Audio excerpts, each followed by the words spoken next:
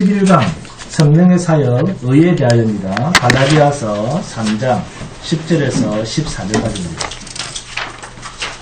11강 성령의 사역 의에 대하여 갈라디아서 3장 10절에서 14절까지입니다.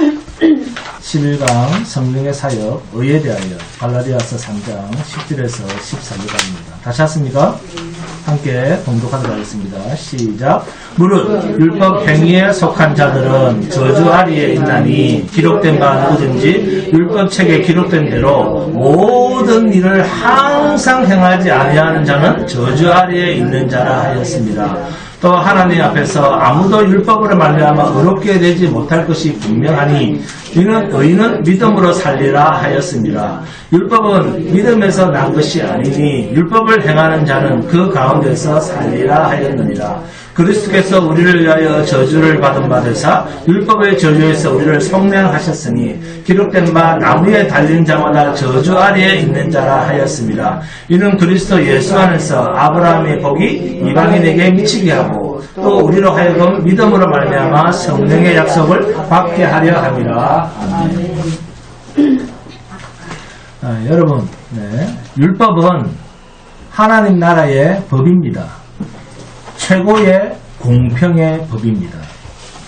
구약의 출애굽기나 레위기나 신명기나 민수기나 이런 데에 등장하는 율법의 집행, 이스라엘 백성에게 율법으로 다스려지는 집행에서 어느 한쪽이 억울하게 생각하는 그런 법 적용이 있던가요?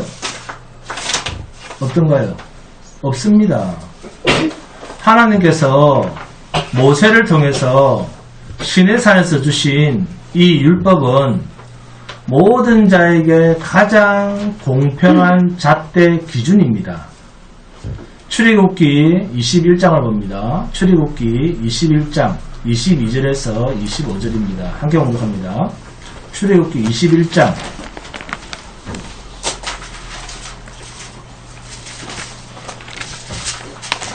출애굽기 21장 22절에서 25절입니다. 출애굽기 21장 22절에서 25절입니다. 시작. 사람이 서로 싸우다가 임신한 여인을 쳐서 낙태하게 하였으나 다른 해가 없으면 그 남편의 청구대로 반드시 벌금을 내되 재판장의 판결을 따라 낼 것이니라. 그러나 다른 해가 있으면 갑대 생명은 생명으로, 눈은 눈으로, 이는 이로, 손은 손으로, 발은 발로, 된 것은 된 것으로, 상하게 한 것은 상함으로, 때린 것은 때림으로 갚을지니라. 아멘. 얼마나 공평합니까? 네? 우리나라 법도 이렇게 해야 되지 않겠습니까? 네?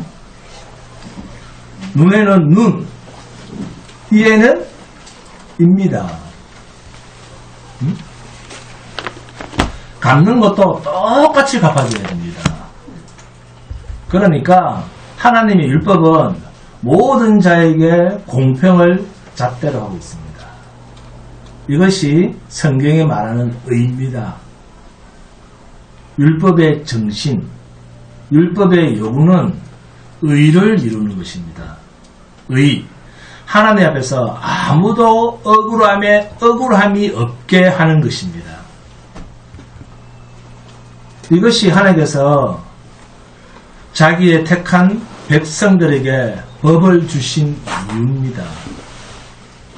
어느 정도로 억울함이 없느냐 하면 살다가 돈을 빌리거나 빚진 일이 생겼는데 평생 갚을 수 없는 형편에 처하게 될 때 50년에 한 번 빚 탕감을 하게 해주는 제도가 있습니다. 그게 희년 제도입니다. 이스라엘 가운데 희년 제도가 있다는 말은 하나님의 의를 이루는 일입니다. 억울한 사람이 아무도 없도록 율법을 가지고 있으면서도 그렇게도 갚음이 정확하면서도 그 율법 안에 무슨 제도가 들어가 있다? 희년 제도가 들어가 있습니다. 실패하면 원점으로 다시 다 원상복귀 시켜주는 제도를 가지고 있는 거예요. 그런데 갈라디아서 3장 10절입니다. 갈라디아서 3장 10절. 무릇 율법 행위에 속한 자들은 저주 아래에 있나니 기록된 바 누구든지 율법 책에 기록된 대로 모든 일을 항상 행하지 아니하는 자는 저주 아래에 있는 자라 하였습니다. 그러니까 결국은 하나님께서 공평하게 이 세상을 다스리게 하시기 위해서 주신 이 율법이 인간에게는 공평을 유지할 능력이 인간에게는 있다는 말입니까? 없다는 말입니까? 없다는 이야기입니다.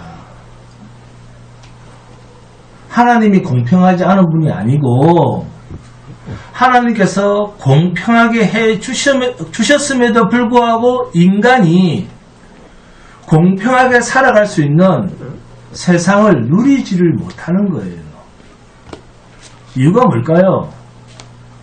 김윤수 권사님. 그렇습니다. 죄 때문입니다.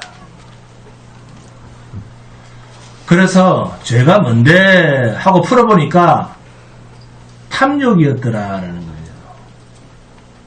그러니까 죄의 근원 마귀는 탐욕의 영, 탐욕의 신입니다. 그래서 이것을 유다서에서는 자기의 지위를 떠난 자라고 말하고 있습니다. 그러니까 자신에게 배당된 것만으로는 만족하지를 못한다 그 말입니다. 하나님이 나에게 주신 것만으로는 나는 만족하지 못한다. 이게 탐욕입니다. 그래서 어떻게 한다? 남의 것을 자꾸 자기 것으로 만들고 싶어하는 거예요. 그런데 이 근원이 누구라고요? 근원이 마귀라는 거예요. 그래서 욕심이 잉태한 즉 죄를 낳고 죄가 장성한 즉 사망을 낳느니라 라는 그 말이 이 말입니다. 글자 속에 담긴 근원적 존재를 생각해 보시길 바랍니다. 그러니까 탐욕의 근원이 마귀인데 죄인데 이 세상 임금이 사탄인데 이 세상이 공평이 유지가 되겠습니까? 안 되겠습니까? 안 되죠. 당연히. 공평이 유지될 수가 없죠. 이 세상 근원이 마귀인데 이 세상 임금이 사탄인데. 그러나 하나님의 세상은 공평이 유지가 되는 세상입니다. 왜? 왜요? 네? 네? 죄가 없기 때문에. 죄가 없는 곳이기 때문에. 탐욕의 존재가 함께 할 수 없는 곳이기 때문에. 그래서 하나님의 세계를 어떤 세계라? 의의 세계라 부르는 거예요. 그러니까 천국이라고 하는 말은 공평의 나라다, 의의 나라다 그 말입니다. 그런데 여러분은 듣기를 하나님 나라에 가면 100평짜리 아파트에 사는 사람도 있고 방 칸짜리 지하방에 사는 사람도 있고 이런 말을 많이 들었다 안 들었다? 듣도 보지도 못했다. 어느 쪽입니까? 들었다.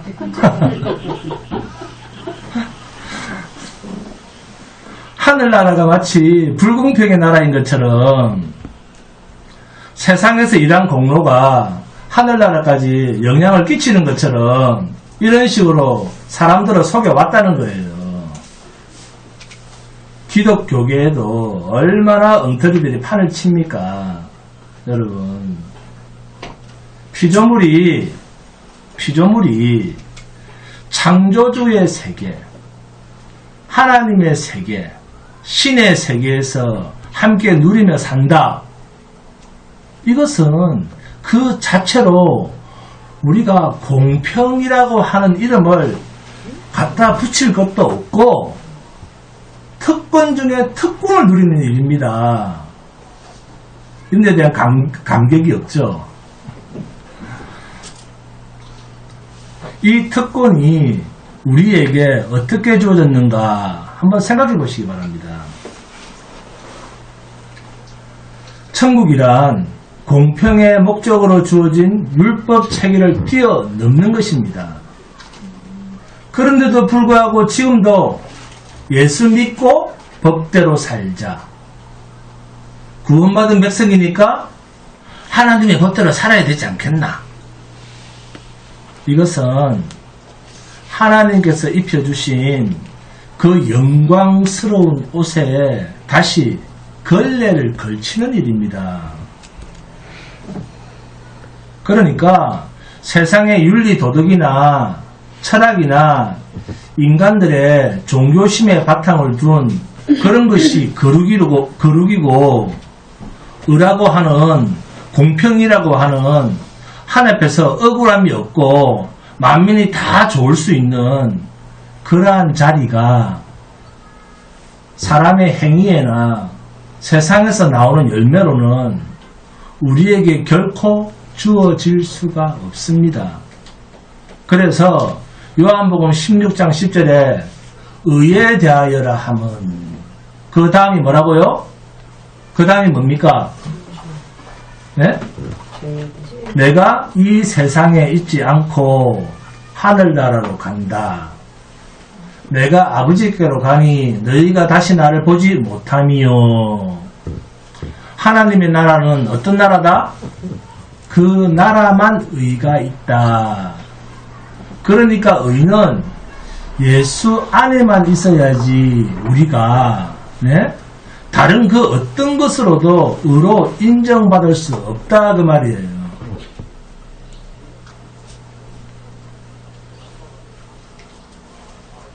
세상에는 의라는 것이 없다는 거예요.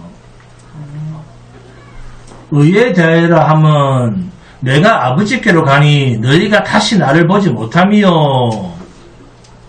그러면 이 세상은 의가 있다는 말입니까? 없다는 말입니까? 없다는 말입니다. 세상에는 의가 없다. 이 말을 하고 계신 거예요. 하나님이 인정해 줄 만한 것이 이제 이 세상에는 없다는 것입니다. 그러면 이 세상 것을 다 끌어모으면 이 세상 것을 다 끌어모아도 하나님 앞에 인정받을 수 있습니까? 없습니까? 없습니다. 그러니까 이 세상은 의가 없기 때문에 의라고 하는 것을 사용하실 수 있는 분이 유일무이하게 하나님 자신뿐입니다. 의라고 하는 것을 사용하실 수 있는 정체성을 가진 자체가 하나님 한 분뿐이라는 것입니다. 의는 세상에서 만들어낼 수 있는 것이 아닙니다. 그래서 성령이 오셔서 하시는 일이 세상 것은 다 아니야 라고 하는 구분을 하는 일을 하신다 그 말이에요.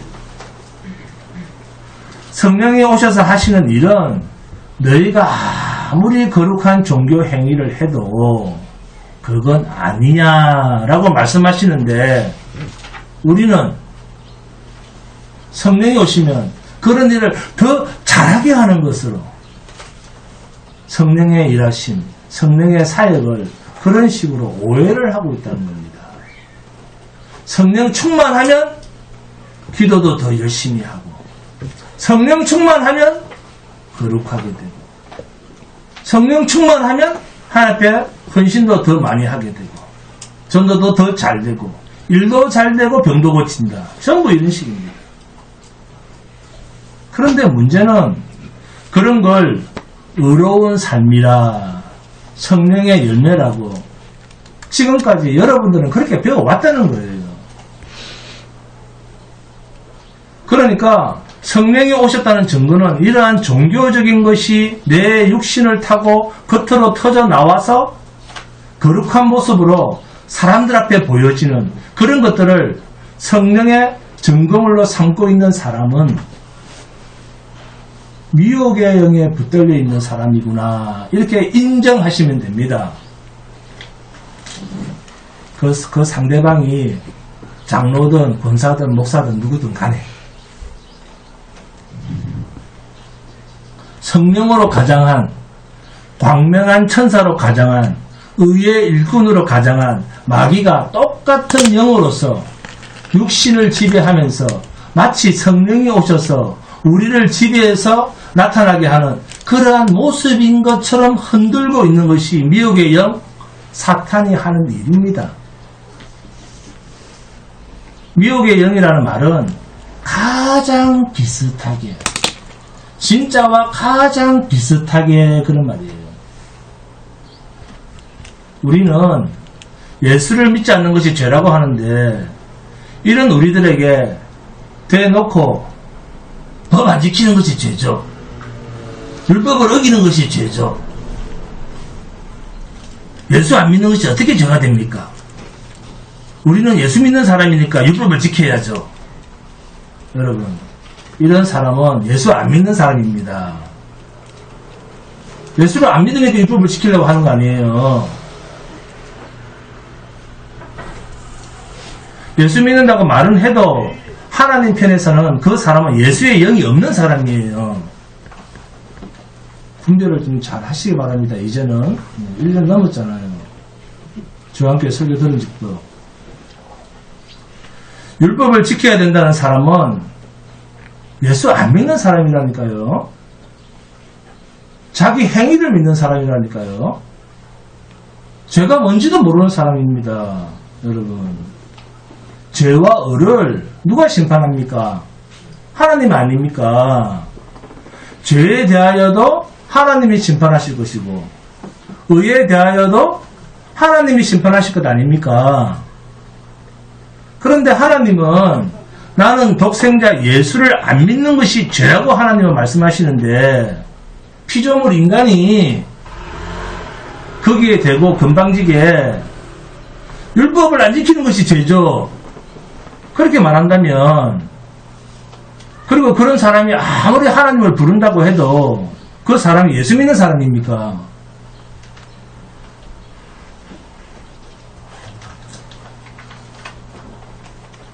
구약 성경에서 이스라엘 백성이 여호와의 신앙을 버린 적 있습니까? 좀 깊게 생각해 보세요. 교회를 다닐 때마다 매주 좀 깊어지시기 바랍니다. 없습니다. 하나님의 신앙을 버린 적이 없어요. 이스라엘은요. 바알을 섬겼다, 아세라를 섬겼다 그러니까 그 사람들이 여호와의 신앙을 버렸다 그렇게 생각하는데 아닙니다. 여호와의 신앙을 버린 이스라엘은 상상할 수가 없습니다. 문제는 여호와의 이름을 부르면서 속마음은 교회에 와서는 원하는 것이 바알과 아세라 우상을 섬길 때 나타나지는 세상적 결과를 바라면서 이름만 하나님 여호와 이름을 불렀다 그 말이에요. 오늘날도 이런 사람이 교회 안에 얼마나 많습니까? 이런 사람은 싹 뽑아서 절로 보내야 된다니까요. 그래서 교회도 와보고 절도 가봐라. 가서 뭐가 질는지 좀 판단해봐라. 그래서 하나님의 영이 있는 사람은 교회를 다시 올 거고 마귀에 속한 자는 그대로 그냥 절로 보내니까 우리가 얼마나 좋은 일을 하는 겁니까? 교회로 와서 독생자 예수가 아니라 비슷한 예수를 부르는 거예요. 하나님 입으로는 하나님을 말하고 예수도 말하는데 자기가 좋아하는 걸 원하는 거예요. 예수 잘 믿으면 복 받는다 그러더라. 예림양 맞습니까? 그럼 회사 뭐하러 다닙니까? 예수만 믿고 있지 집에서.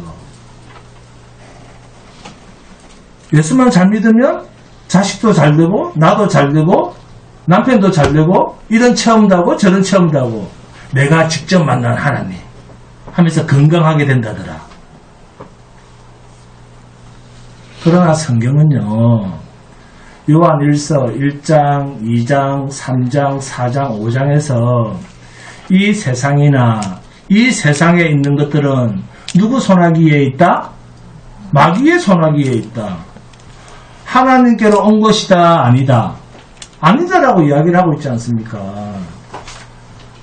이 세상이나 이 세상에 있는 것들을 따라가는 자는 어떤 영에 붙잡혔다? 미혹의 영에 사로잡힌 자라고 요한일서 4장 6절에서 정확하게 말씀하고 있지 않습니까?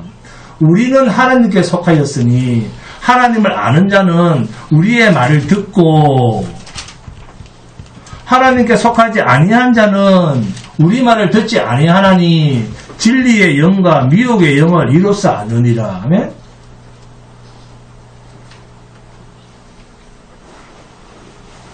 율법요? 율법은 행하라고 준 겁니까? 죄를 알고 인정하라고 준 겁니까? 죄를 알고 인정하라. 그게 로마서 3장 19절 20절입니다. 우리가 알거니와 무릇 율법이 말하는 바는 율법 아래에 있는 자들에게 말하는 것이니 이는 모든 입을 막고 온 세상으로 하나님의 심판 아래 있게 하려 함이라. 그러므로 율법의 행위로 그의 앞에 의롭다 하심을 얻을 육체가 없나니 율법으로는 죄를 깨달음이니라. 네? 그리고 성령이 오신 증거가 하나님의 자녀인 증거가 성령이 우리를 고난으로 죽음으로 이끈다. 로마서 8장 16절에서 18절입니다. 성령이 친히 우리의 영과 더불어 우리가 하나님의 자녀인 것을 증언하시나니 자녀이면 또한 상속자 곧 하나님의 상속자요 그리스도와 함께한 상속자니 우리가 그와 함께 영광을 받기 위하여 무엇도 고난도 함께 받아야 할 것이니라. 생각하건대 현재의 고난은 장차 우리에게 나타날 영광과 비교할 수 없도다 그러는데 우리는 고난만 오면 고통만 오면 우리가 뭘 잘못했는데 11조 떼먹었나 이런 소리 합니다.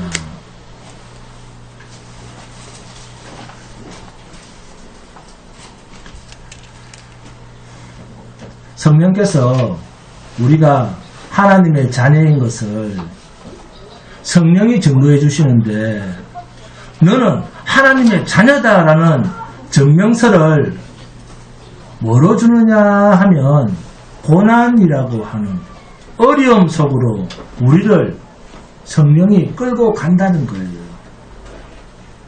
그 어려운 고난이 어디에 있느냐? 그러니까 주를 위하여 죽임을 당하는 데까지 라고 설명을 하고 있습니다. 그러니까 예수를 믿고 하나님의 자녀가 되는 것은 이 세상에서 뭐하는 인생을 산다? 죽는 인생을 산다. 이게 누구를 따라 사는 일이다? 예수님처럼 살고 있는 모습이다 그 말이에요. 성령이 우리 안에 오셨다는 것은 성령은 일하시는 분입니까? 푹 쉬시는 분입니까? 졸지도 주무시도 아니하시고 일하시는 분입니다. 우리를 떠났다가 들어왔다가 그렇게 일하시는 분입니까? 아니면 영원히 우리 안에 계시면서 일하시는 분입니까? 영원히 우리 안에 계시면서 일하시는 분입니다. 이 사실이 그 어떤 경우에서도 우왕좌왕하거나 흔들려서는 안 되는 우리의 믿음의 기준입니다. 절대 하나님을 믿는 것을 미시 믿듯이 생각하지 마세요. 로마서 2장 12절 13절입니다. 함께 봉독합니다. 로마서 2장 12절 13절입니다.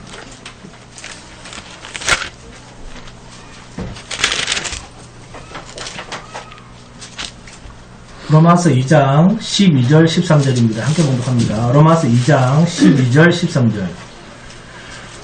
로마서 2장 12절 13절 시작. 무릇 율법 없이 범죄한 자는 또한 율법 없이 망하고 무릇 율법이 있고 범죄한 자는 율법으로 말미암아 심판을 받으리라. 하나님 앞에서는 율법을 듣는 자가 의인이 아니요 오직 율법을 행하는 자라야 의롭다 하심을 얻으리니. 아멘. 율법은 듣는 문제가 아니라 그러죠. 뭐 해야 된다고요? 행해야 한다잖아요. 그런데 이 율법에 대해서 바울이 말하고 싶은 율법에 대한 결론이 뭐냐면 로마서 3장 봅니다. 로마서 3장 19절 20절입니다. 함께 공독합니다. 로마서 3장 19절 20절 시작. 우리가 알거니와 무릇 율법이 말하는 바는 율법 아래에 있는 자들에게 말하는 것이니 이는 모든 입을 막고 온 세상으로 하나님의 심판 아래에 있게 하려 합니다. 그러므로 율법의 행위로 그 앞에 어렵다 하심을 얻을 육체가 없나니 율법으로는 죄를 깨달음이니라. 이 이야기가 다 어디에 걸리느냐 하면 이 로마서의 주제 구절인 로마서 1장 17절입니다. 함께 공독합니다. 로마서 1장 17절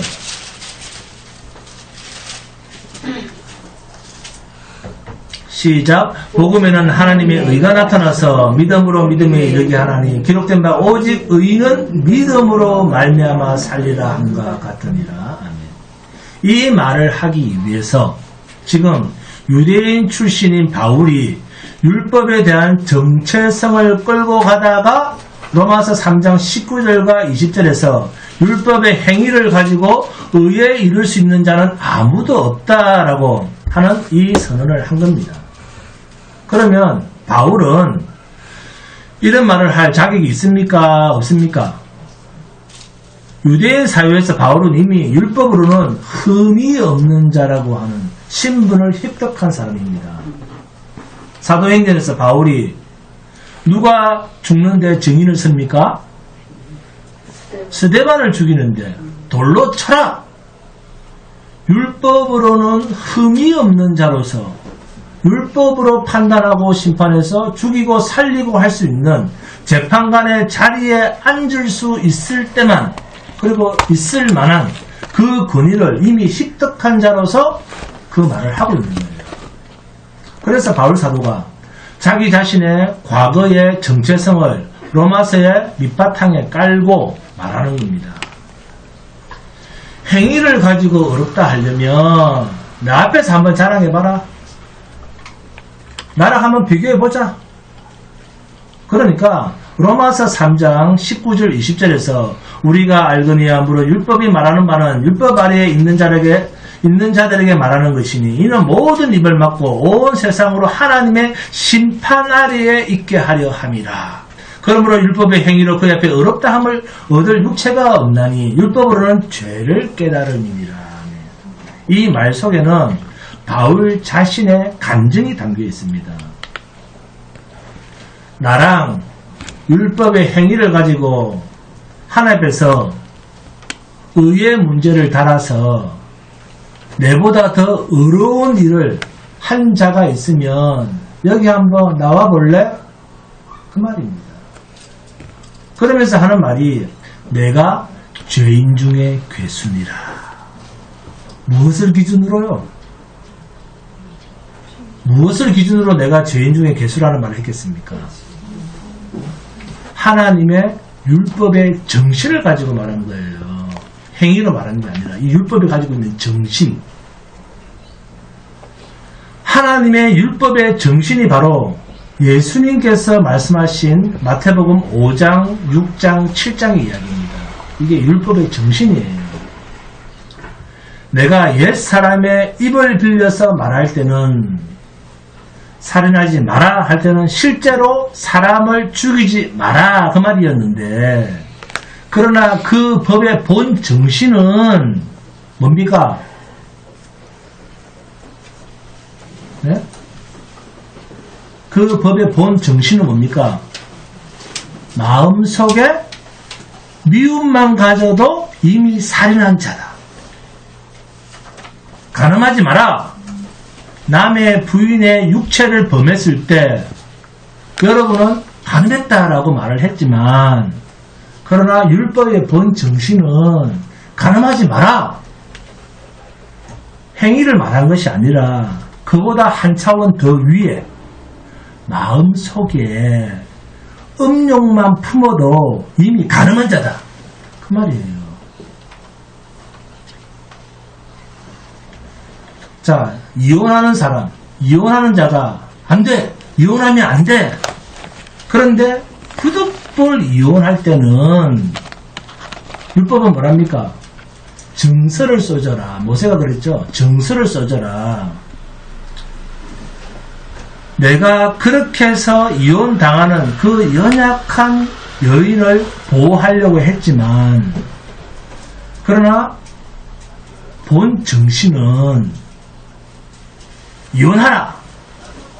부득불 이혼할 때는 증서를 써줘라. 그게 본 정신이 아니라 하나님이 짝지어 준 것을 사람이 나눌 수 없느니라. 즉 뭡니까? 안 된다 그 말이에요. 이혼은 절대 안 된다. 이게 본 정신입니다. 여러분, 절대로 하나님 앞에서 진리는 흔들릴 수 없는 절대 기준입니다. 진리에 제발 뭐 좀 섞어 넣으려고 하지 마세요. 성령이 내 안에 오셨다는 것과 내가 하나님의 자녀가 되었다는 것, 이것은 같은 의미의 다른 표현일 뿐입니다. 성도가 되었다는 말은 예수님처럼 고난으로 가고 어려움으로 가고 세상 사람들은 다 편한데 나만 왜 이래? 나는 왜 이렇게 견딜 수 없는 고통이 있지? 왜요? 주양기양 왜? 성도가 되었습니까? 하나님의 백성이 되었습니까? 성도가 된다는 말은 내가 감당할 수 없는 고난 속으로 들어간다 그 말이에요. 근데 그걸 싫어하죠. 천국은 얻고 싶은데 고난은 싫다는 거지. 이렇게 성령이 우리가 하나님의 자녀인 것을 증거하시나니, 어떻게? 그리스도가 하나님의 상속자요 후사이듯이 너희도 하나님의 상속받을 후사면 그리스도가 받은 고난에 너희 또한 참여해야 되느니라. 로마서 8장 17절입니다. 자녀이면 또한 상속자, 곧 하나님의 상속자요 그리스도와 함께한 상속자니 우리가 그와 함께 영광을 받기 위하여 고난도 함께 받아야 할 것입니다. 아멘. 아멘 안 나오죠? 참 설교하기 힘들다. 네.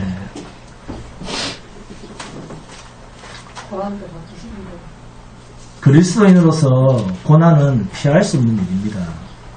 그러나 그 고난은 죽음인데도 불구하고 낙심할 수 없는 일은 우리에게 죽음 뒤에 있는 하나님이 예비하신 자기 자녀에게 주실 영광이 이 세상 것을 다 준다 해도 그것과는 비교도 안 되는 영광스러움이라고 말하지 않습니까?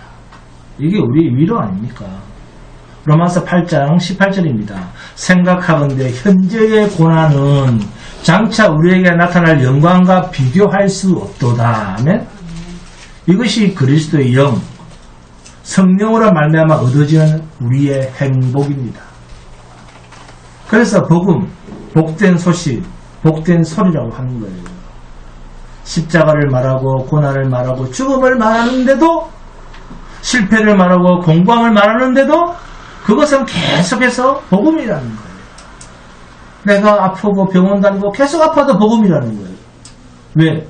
세상에는 보여주지 않는 성령 안에서 우리에게 영원히 변치 않는 약속, 하나님이 예비해 두신 영광이 있기 때문에, 이것 때문에 복음이라는 겁니다. 그러니까 성도가 예수를 믿는다는 것은 행위의 문제랑은, 육의 행위랑은 전혀 상관이 없습니다. 그래서 예수님도 누가복음 24장 49절에서 주님이 죽으시고 부활하신 뒤에 당신의 제자들을 만나서 하신 말씀에서 볼지어다 내가 내 아버지께서 약속하신 것을 너희에게 보내리니. 아멘. 아버지께서 약속하신 것 뭐죠? 성령을 너희에게 보내리니 너희는 위로부터 능력으로 입혀질 때까지 이 성에 머물라 하시니라. 그러니까 성령이 오시면 권능을 입는 거예요. 마치 옷 입듯이 표현하잖아요. 성령이 오셨다는 말은 권능을 입었다 그 말이에요. 권능이 임했다 그 말입니다. 그때까지 예루살렘 성에 머물라. 이 말을 사도행전 1장 4절에서는 사도들과 함께 모이사 그들에게 분부하여 이르시되 예루살렘은 떠나지 말고 내게서 들은 바 아버지께서 약속하신 것을 기다리라. 네? 그리고는 사도행전 1장 8절에서 오직 성령이 너희에게 임하시면 너희가 권능을 받고 예루살렘과 온 유대와 사마리아 땅 끝까지 이르러 내 증인이 되리라 하시니라. 아멘. 권능을 받고 라고 말씀합니다. 그러니까 성도로 살아간다는 것은 성령이 오심으로 권능을 입지 않고서는 성도로 살아갈 수가 없다라고 하는 필수 조건입니다. 왜요? 너희가 권능을 받고 예루살렘과 온 유대와 사마리아 땅 끝까지 이르러 내 증인이 되리라 하잖아요. 되리라. 내 증인. 나 때문에 죽임을 당하게 될 것이니라. 증인은 헬라어로 마르티스입니다. 마르티스. 죽음을 각오하고 자신의 신앙을 증거하는 사람. 즉 진리의 증인이라는 뜻입니다. 이런 사람의 행위 안에는 고통의 사상이 내포되어 있으며 유대주의에서는 이런 순교가 대단히 존경을 받았다라고 기록되어 있습니다. 그러니까 성령은 우리에게 권능을 입혔는데 결국 우리를 무엇을 하는 데 쓰려고요? 주님처럼 진리를 증거하는 데 쓰려고, 주님처럼 죽임을 당하는 데 쓰시려고. 할렐루야. 그래서 마태, 마가, 누가복음을 잘 보시면 예수님이 바리새인과 서기관과 율법교사들과 제사장들 앞에서 많은 이적을 베푸시는데 무리를 걷기도 하시고 병자를 고치기도 하시고 죽은 자를 살리기도 하시는데 그 앞을 보면 성령의 권능을 입고 성령의 권능으로 성령에 이끌려 성령의 이런 말이 많이 나옵니다. 결국 성령으로 뭘 했다? 죽음에 자신을 내어놓았다는 겁니다. 병고치는 사역이 아닙니다. 자신이 죽음에 내어질 것을 성령에 이끌려서 하고 계신 거예요. 이 사실을 잊지 말라는 겁니다. 이걸 모르니까 늘 하는 짓이 귀신 쫓고 병고침에 능력받았다 그럽니다. 얼마나 엉터리 예수를 믿고 있는 겁니까? 예수님은 당신님이 죽으시려고 그 일을 하고 계시는데 병자를 고치면서 야, 나 병 나았다 그렇게 안 하고 뭐랍니까? 주님은 그럼요, 내 죄 사함을 받았느니라 그럽니다. 그러니까 바리새인들이 이놈 봐라, 하나님 외에는 죄를 사하는 권세가 없는데 말하는 거 봐라, 참담하다, 이놈이 하나님을 모독한다, 이놈 봐라, 죽으려고 간이 배 밖으로 나왔네, 그 말이에요. 주님은 지금 중풍병자에게 병을 고쳐주려고 하는 그게 목적이 아니라 나 좀 죽여라, 그 일을 하고 있는 거예요. 그래서 성경은 성령의 권능으로 성령에 이끌려서 이런 표현을 계속 쓰시는 겁니다. 그러니까 성령이 약속하시는 것은 우리 안에 무슨 세상 사람들이 하지 못하는 대단한 일을 하고 스포트라이트를 받고 존경스러운 일을 하는데 성령이 우리가 그런 일을 잘 하도록 도와주는 존재가 아닙니다. 반대입니다. 반대. 성령의 일하심은 우리의 기대와는 반대라는 사실을 여러분이 잘 인식하셔야 됩니다.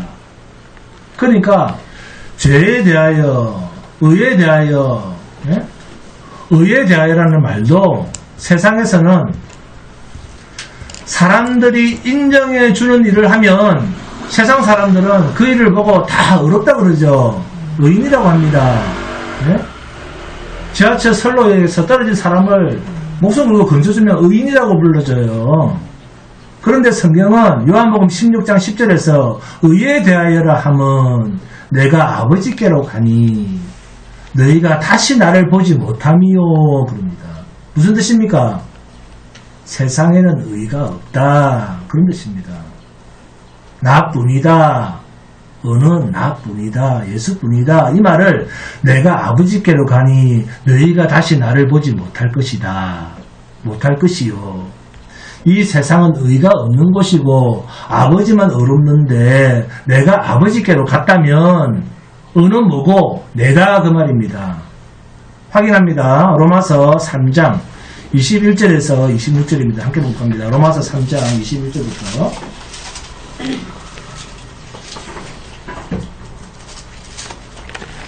로마서 3장 자 21절부터 26절까지입니다. 함께 복합니다. 시작.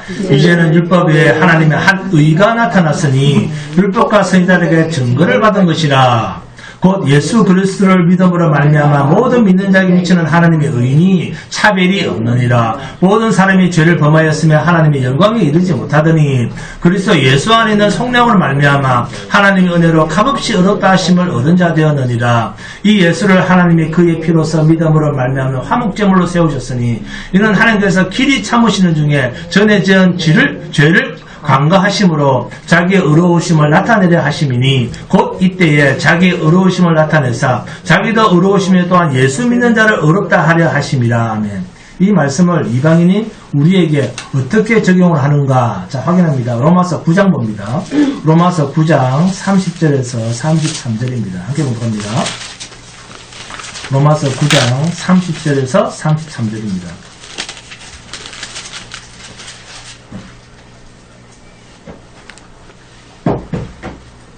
시작. 그런즉 우리가 무슨 말을 하리요? 의를 따르지 아니한 이방인들이 의를 얻었으니 곧 믿음에서 난 의요. 의의 법을 따라간 이스라엘은 율법에 이르지 못하였으니 어찌 그러하냐? 이는 그들이 믿음을 의지하지 않고 행위를 의지함이라. 부딪힐 돌에 부딪히느니라. 기록된 바 보라 내가 걸림돌과 거치는 바위를 시온에 두노니 그를 믿는 자는 부끄러움을 당하지 아니하리라 한가 같으니라. 아멘. 로마서 9장 30절에 의를 따르지 아니한 이방인들이 의를 얻었으니 라고 말하고 있습니다. 그렇죠? 자, 여러분, 의는 행해서 의에 이릅니까? 아니면 얻어야 할 선물입니까? 얻어야 할 선물입니다. 할렐루야. 이방인들은 의를 쫓은 적이 없습니다. 여기서 말하는 의가 뭡니까? 그렇죠. 율법입니다. 하나님의 율법은 흠이 없습니다.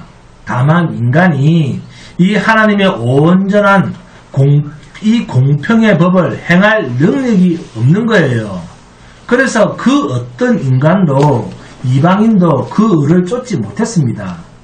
그런데 의를 얻었습니다.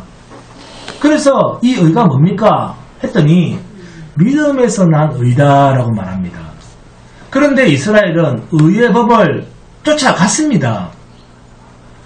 그러나 율법의 행위로 나아간 이스라엘 사람들은 정작 율법이 요구하는 자리에까지 이르지를 못했습니다. 그런데 하나님께서는 그 율법을 이방인인 우리에게는 전혀 요구하지도 않았습니다. 그런데 여러분, 이스라엘에게는 하나님께서 율법을 주시면서도 너희는 이 법에 이르지 못하게 되어 있어. 그래서 무엇을 주셨죠? 율법을 주시면서도 너희는 이 법에 이를 수가 없어 하면서도 그래서 그들에게 주신 것이 있습니다. 뭡니까? 제사제도입니다. 그죠? 율법을 지키지 못하니까 어떻게 됩니까? 죄를 지면 죽는데 죽지 않으려면 자기의 죄를 짐승에게 증가를 시켜야 자기가 살잖아요. 그래서 자기가 사는 유일한 길인 제사제도를 주신 거예요. 제사제도를 주셨습니다. 그 제사가 뭐냐? 율법의 행위로는 의에 이를 수가 없기 때문에 율법을 범한 죄를 용서받는 길을 열어주신 거예요. 그게 제사제도입니다. 그 제사제도를 통해서 그들은 율법의 행위에서 잘못된 모든 것을 하나님 앞에서 번제로, 화목제로, 소제로, 속건제로, 속죄제로 드렸습니다. 희생제물을 드리면서 그 희생제물에 자기의 죄를 증가해서 드렸습니다. 하나님은 이것을 받으시고 자기 백성의 죄를 용서하셨습니다.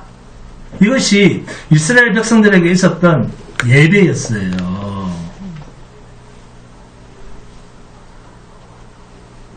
이스라엘 백성들이 일주일에 한 번씩 우리처럼 모여서 예배드렸습니까? 아니에요. 자기의 죄가 있을 때마다 희생 제물을 내놓고 자기의 죄를 안수해서 제사장에게 드렸던 게 예배였다니까요. 그리고 그 제사를 받으시고 하나님께서는 자기 백성을 용서하셨습니다. 이것이 예배다니까, 예배. 그런데 이 예배를 주님이 오셔서 이제는 그런 예배 말고 너희가 예배를 드릴 때가 오는데 곧 이때라 하면서 영과 진리로 예배를 드린다. 이제는 재물이 아니고 뭐로? 영과 진리로, 성령과 예수 그리스도의 피로. 요한복음 4장 봅니다. 요한복음 4장 23절 24절입니다. 요한복음 4장 23절 24절입니다. 요한복음 4장 23절 24절입니다. 요한복음 4장 23절 24절 시작. 아버지께 참되게 예배하는 자들은 영과 진리로 예배할 때가 오나니 곧 이때라. 아버지께서는 자기에게 이렇게 예배하는 자들을 찾으시느니라. 하나님은 영이시니 예배하는 자가 영과 진리로 예배할지니라. 아멘. 진리라고 하는 말은 내가 곧 길이요 진리요 생명이니 누굴까요? 주님 자신입니다.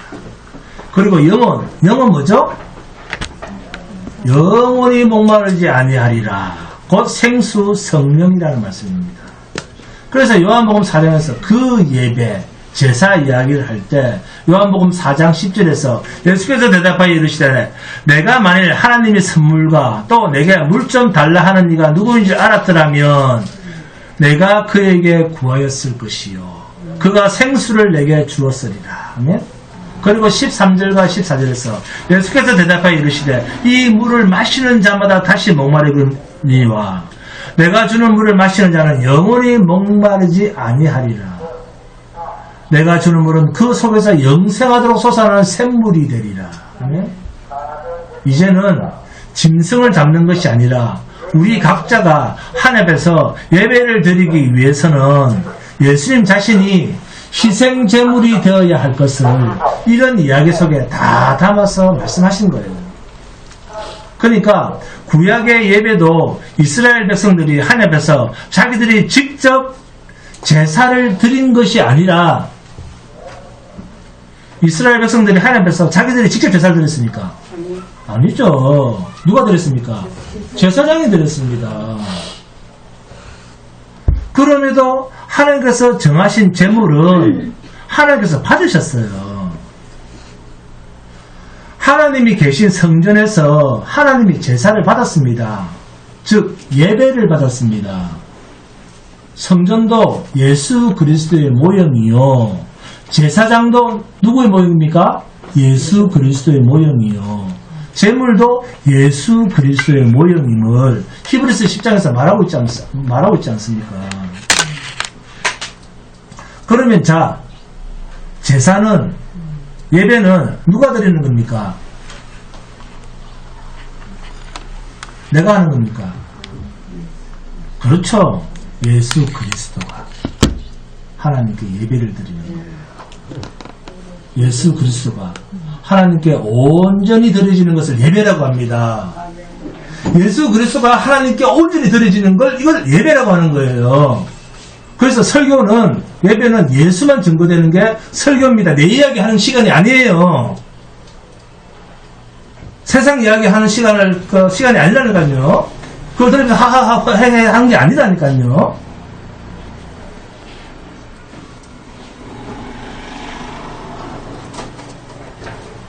그래서 우리가 예배를 드립니다 라고 말하는 오늘날 이것도 성령의 사역만큼이나 오해로 인한 종교 행위로 성도들이 뼛속 깊이 가득 차 있습니다. 예배는 구약 때부터 하나님은 누구만 받았다? 독생자 아들만 받았습니다. 예수 그리스도 주님을 받으시는 것을 예배라 했다 그 말이에요. 구약식으로 말하면 하나님이 정하신 제물, 하나님이 정하신 대제사장, 하나님이 계시는 성전에서 전부가 예수 그리스도를 의미하는 그림자들이다 그 말이에요. 그래서 이스라엘 백성들이 하나님 앞에서 제사를 드렸다 그런 말이 없는 거예요. 그런 말을 못하는 거예요. 성전 마당에 가면 제사장한테 가서 자기들은 제물에 안수만 하면 그 다음부터는 뭐합니까? 그 다음부터 그 사람 뭐예요? 그냥 구경꾼으로 가만히 있는 거예요. 구경꾼으로. 이스라엘 백성들은 구경꾼으로만 있습니다. 구경꾼으로 할렐루야. 이해를 못 하시는구나. 라면 안 나온 거 보니까. 예배는 성도에게는 예수가 어떻게 하나님 앞에서 우리와 하나님 사이를 어떻게 화목해 하시는가를 우리는 구경꾼으로 보고 있는 거예요. 구경꾼으로 보고 있게 하신 거예요. 이게 출애굽기 14장 13절 아닙니까? 모세가 백성에게 이르되 너희는 두려워하지 말고 가만히 서서 여호와께서 오늘 너희를 위하여 행하시는 구원을 보라. 너희가 오늘 본 애굽 사람을 영원히 다시 보지 아니하리라. 아멘? 그래도 아멘 안 나오죠. 너희는 두려워하지 말고 가만히 서서 여호와께서 오늘 너희를 위하여 행하신 구원을 보라. 여러분, 이스라엘이 출애굽할 때 자기들 힘으로 탈출했습니까? 홍해 바다 건널 때 배 만들었습니까? 배 만들었어요? 모릅니까? 대답을 안 하시고 보니까 모르는가 봐. 네. 배 안 만들었습니다. 안 만들었어요. 자, 홍해가 갈라지고 천천히 뒤에서 축 처져가지고 걸어서 나온 사람은 다 죽었습니까? 다 죽었어요? 아니죠. 인간의 행위로 출애굽할 때 인간 편에서 구원에 관한 일을 한 사람은 아무도 없습니다. 하나님께서 모든 것을 완벽하게 해서 구원을 허락하신 것입니다. 이것을 로마서 9장 30절 32절에서 그런즉 우리가 무슨 말을 하리요? 의를 따르지 아니한 이방인들이 의를 얻었으니 곧 믿음에서 난 의요. 의의 법에 따라간 이스라엘은 율법에 이르지 못하였으니 어찌 그러하냐? 이는 그들이 믿음을 의지하지 않고 행위를 의지함이라. 부딪힐 돌에 부딪혔느니라. 그러니까 구원은, 의는 믿음으로 얻은 선물이다. 그래서 오직 의는 믿음으로 말미암아 살리라. 아멘? 믿음이 뭔데? 하나님의 선물이다. 아멘? 그러니까 의를 얻었는데 그것이 하나님께서 주신 선물로 의에 이른 거예요. 여러분이 행위로 의에 이른 게 아니고. 그래서 무슨 선물을 줬는데 하고 물으니까 예수를 나의 구세주로 믿는 그 믿음을 우리에게 선물로 주신 거예요. 이것이 로마서 8장으로 가보니까 성령이 오셨다는 말로 확정짓고 있더라 그 말입니다.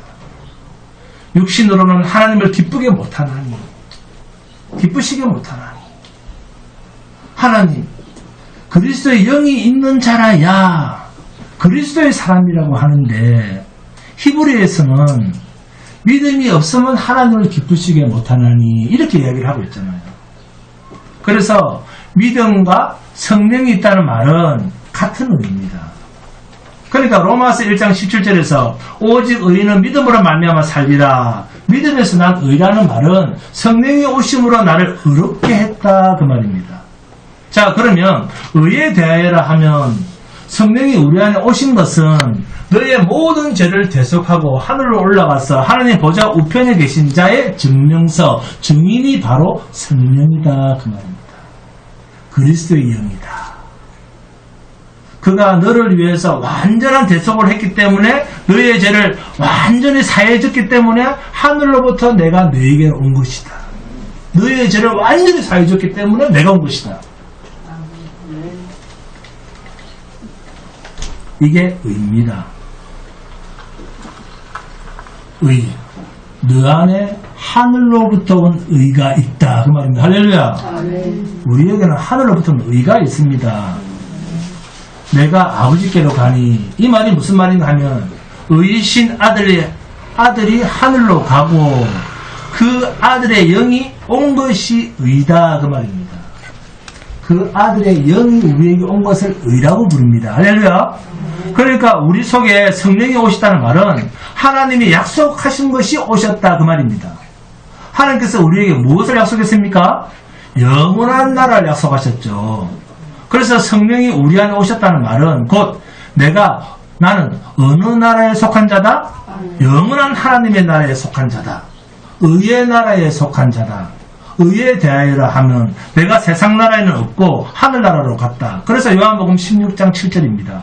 그러나 내가 너에게 실상을 말하노니 내가 떠나가는 것이 너에게 유익이라. 내가 떠나가지 아니하면 보혜사가 너에게로 오시지 아니할 것이요 가면 내가 그를 너희에게로 보내리니 하면 오직 의인은 예수 그리스도 한 분밖에는 없다. 이 말이 내가 가야 너희 안에 보혜사 성령이 오신다.